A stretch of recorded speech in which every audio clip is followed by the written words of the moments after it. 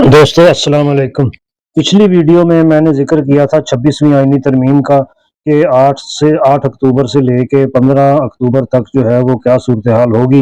वो इब्तदाई चीज़ें हैं जो डिस्कस होंगी कि क्या क्या करना है क्या क्या नहीं करना। अभी फुल कोर्ट के बारे में भी आर्गूमेंट जो है वो चलेंगे या शायद चलने शुरू हो गए हों कि जी इसका फुल कोर्ट बनाएं, और फुल कोर्ट बनाएंगे तो फिर ये कौन से वाला फुल कोर्ट होगा।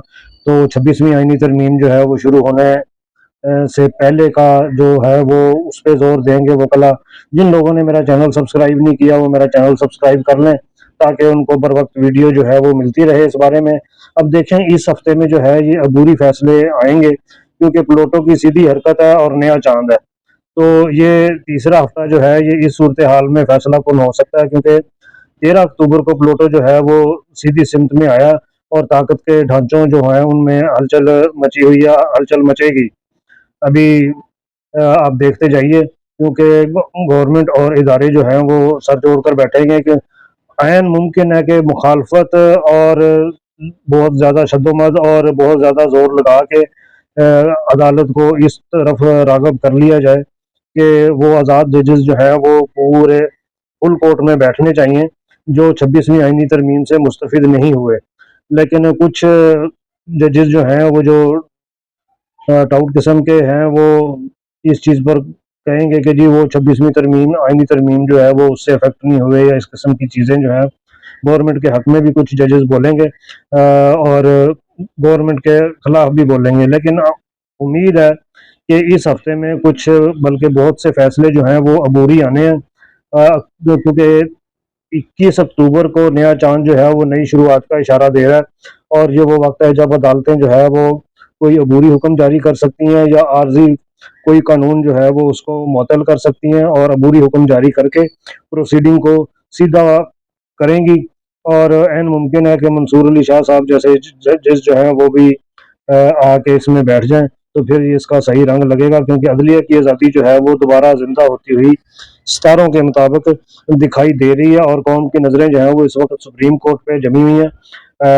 लोग ये सोच रहे हैं कि क्या अदलिया अपनी इज्जत और तकरीम जो है वो बहाल कर पाएगी क्योंकि पिछले 1 साल में जो कुछ अदलिया के साथ हो चुका है तो वो काफ़ी जजेस जो हैं वो उनको पता चल गया कि ये जो तरमीम हुई है ये इसके असरात क्या हैं और इसका असर जो है वो कौम ने क्या लिया हुआ है।